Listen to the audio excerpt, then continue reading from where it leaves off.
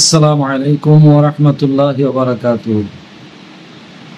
الحمد لله وكفى والسلام على عباده الذين اصطفى أما بعد فأعوذ بالله من الشيطان الرجيم بسم الله الرحمن الرحيم يا أيها الذين آمنوا اتقوا الله وكونوا مع الصادقين صدق الله مولانا العظيم.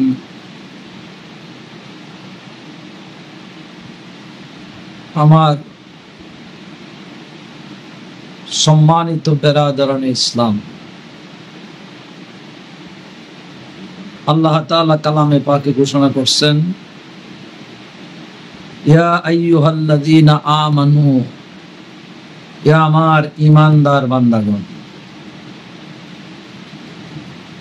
যদি একজন পিতা তার সন্তানকে আব্দুল করিম, আব্দুর রহিম নামে না ডেকে যদি আমার পুত ও আমার পুত ও আমার সন্তান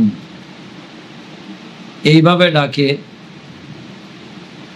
নাম দিয়ে ডাকা আর এই সম্পর্কের মাধ্যমে ডাকা মহব্বতের দৃষ্টিতে আকাশ জমিন ব্যবধান। বান্দার সাথে আল্লাহর সম্পর্ক ঈমানের মাধ্যমে। সেজন্য আল্লাহ তাআলা মহব্বতের সাথে ডাক দিচ্ছেন, ইয়া আইয়ুহাল্লাযীনা আমানু, ও আমার ঈমানদার বান্দা বান্দি, ইত্তাকুল্লাহ, তোমরা আমি আল্লাহকে ভয় করো। দুনিয়াতে ভয়, মানুষকেও ভয় করে, মানুষে পশু পাখিকেও ভয় করে, ভয়ঙ্কর জন্তুকেও ভয় করে। পীর গাউস কুতুব যারা আছেন, আল্লাহর ওলি, তাদেরকেও কিন্তু ভয় করে। কিন্তু একজন ডাকাত, একজন সন্ত্রাসীকে দেখে যে ভয়, আর পীর গাউস কুতুবকে দেখে ভয়, দুটোটার নাম ভয়, কিন্তু দুটোটার পিছনে কারণ এবং মর্মার্থ এক নয়। একটা ভয়ের ভিতরে ভক্তি আছে, শ্রদ্ধা আছে, মান্যতা আছে, আর সাপ বা কুকুর বা হিংস্র জন্তু দেখার পরে যে তার ভয়, সেটার ভিতরে শ্রদ্ধা, ভক্তি, মান্যতা নাই। আল্লাহকে আমরা কোন ধরনের ভয় করব? আল্লাহ পরিষ্কার বলে গেছেন, ইত্তাকুল্লাহ। তকি উসমানী দামাত বারাকাতুহুল আলিয়া 85 বা 86 সালে সিলেট আসছিলেন বাংলাদেশ সফরে। উনি বয়ান করছিলেন, যার তর্জমা করছিলেন মুফাক্কির ইসলাম, বাংলাদেশের এক গর্বিত সন্তান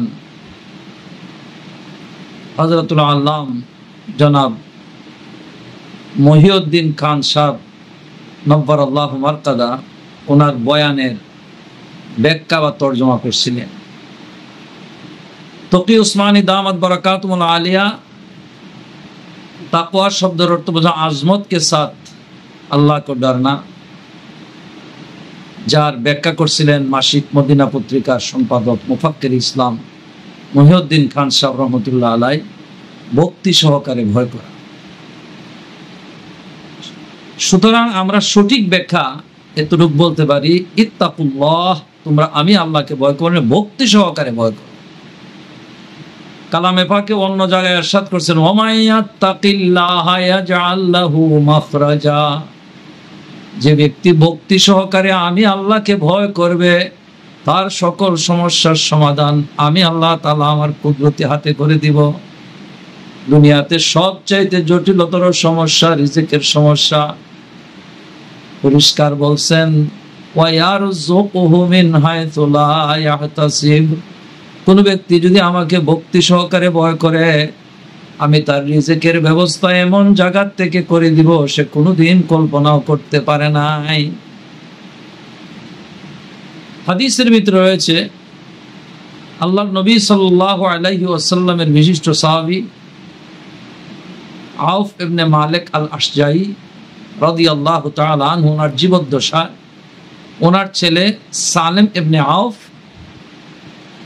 যুদ্ধে যায় শত্রুর হাতে বন্দী হয়ে গেছে।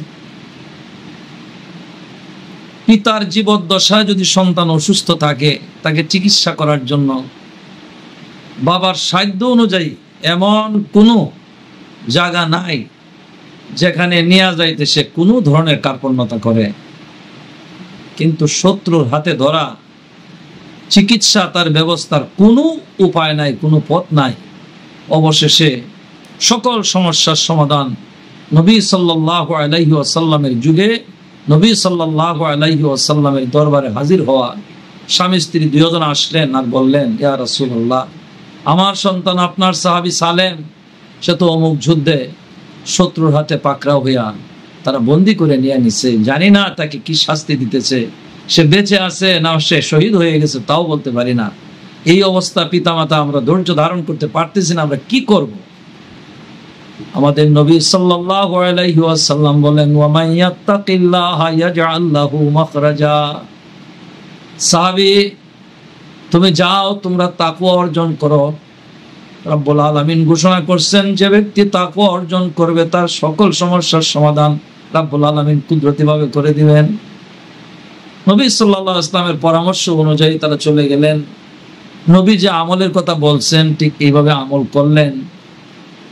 কয়েকদিন অতিবাহিত হইতেই হঠাৎ একদিন সকালে রাসূল সাল্লাল্লাহু আলাইহি ওয়াসাল্লামের দরবারে সালেম রাদিয়াল্লাহু তাআলা আনহুকে নিয়া এবং বিশাল একটা উটের পাল, যেগুলি সালেম রাদিয়াল্লাহু তাআলা উনি আসার সময় ওনার পিছে পিছে জঙ্গল থেকে চলে আসছিল, এইগুলি নিয়া রাসূল সাল্লাল্লাহু আলাইহি ওয়াসাল্লামের দরবারে উপস্থিত হইলেন।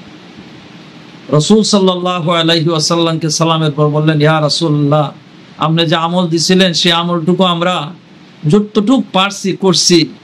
আল্লাহর মেহেরবানি, আমার ছেলে সালেম শত্রুর হাত থেকে সুন্দরভাবে, কোনো ধরনের ক্ষতি হয় নাই, তাকে কোনো নির্যাতন করে নাই, তাকে কোনো শাস্তি দেয় নাই, সে আমাদের বাড়িতে চলে আসছে। আর সাথে সাথে আরেক অলৌকিক ঘটনা, যে তার পিছে পিছে বিশাল বড় একটা উটের পাল চলে আসছে। এখন এই উটগুলি কি করব? রাসূল সাল্লাল্লাহু আলাইহি ওয়াসাল্লাম কালামে পাক থেকে সমাধান দিচ্ছেন, এই উটগুলি সম্পূর্ণ তোমার জন্য হালাল। আল্লাহ তাআলা বলছেন, ওয়া ইয়ারযুকহু মিন হাইসু লা ইয়াহতাসিব, সকল সমস্যার সমাধান তো করবেনই, সাথে সাথে আল্লাহ তাআলা গায়বী সাহায্যের মাধ্যমে তার রিজিকের ব্যবস্থা করে দিবেন। এগুলি তোমার রিজিক। সুবহানাল্লাহ। মুহতারাম হাজিরিন, এই তাকওয়া অর্জনের জন্য সবচাইতে বড়, সুন্দর, সহজ মাধ্যম হলো আল্লাহ বলে দিয়েছেন, ওয়া কুনু মা'আস সাদিকিন। ও আমার বান্দাবান্দিরা, যারা সাদিকিন, যারা উলামায়ে কেরাম, যারা পরহেজগার, তাদের সংস্রব ইখতিয়ার করো, তাদের লোক ধরো, তাদের পরামর্শ অনুযায়ী চলো। আজকে অতীব দুঃখের বিষয়, আমরা কিন্তু আজকে যে কোনো অনুষ্ঠানে আমরা যদি 5 জনকে দাওয়াত দেই, মসজিদের ইমাম সাহেব হুজুরকেও আমরা কিন্তু বাদ দেই না। আমরা যদি কোনো অনুষ্ঠান করি, হুজুরকে স্মরণ করি, এন্তেকালের সময়, এন্তেকালের পর দোয়া করাইলে হুজুরকে স্মরণ করি, বিবাহ অনুষ্ঠানে হুজুরকে স্মরণ করি, খতনা অনুষ্ঠানে হুজুরকেও স্মরণ করি, যে কোনো আয়োজনে হুজুরের মহব্বত আলহামদুলিল্লাহ আমরা যথাসাধ্য প্রকাশ করি। কিন্তু যদি বলা হয় ইলেকশনের সময় হুজুরকে ভোটটা দিবেন, এই সময় অতীতের সব মহব্বত ফেলে রেখে আমরা কিন্তু এই সময় হুজুরের কথা আমরা শুনি না। মুহতারাম হাজিরিন, যে ব্যক্তি সুখে দুঃখে, ঝড় তুফান বৃষ্টিতে হুজুরের লোক ধরবে, লোক ছাড়বে না, ইনশাআল্লাহ হাসরের ময়দানে মিজানের পাল্লায় ও আমলনামা ওজনের পরে আল্লাহ তাআলা যখন বলবেন, ফারিকুন ফিল জান্নাতি ওয়া ফারিকুন ফিস সাঈর, যে যার সাথী হবে সেই কিন্তু তার সাথে জান্নাতে যাওয়ার উসিলা হয়ে যাবে।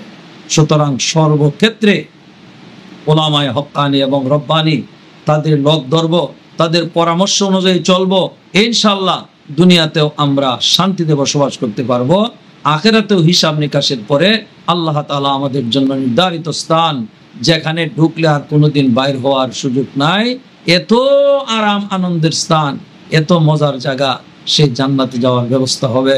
সুতরাং আমরা তাকওয়া অর্জন করি। তাকওয়া অর্জনের সবচেয়ে সহজ মাধ্যম উলামায়ে কেরামের পরামর্শে চলা, উলামায়ে কেরামের দিক নির্দেশনা মোতাবেক চলা। ইনশাআল্লাহ দৌলতে ঈমান নিয়া আমরা কবরে যাইতে পারবো। আল্লাহ তাআলা সব ভাইকে উলামায়ে কেরামের সাথে থাকার জন্য তৌফিক দান করুন। ওয়া আখিরু দাওয়ানা আনিল হামদুলিল্লাহি রাব্বিল আলামিন।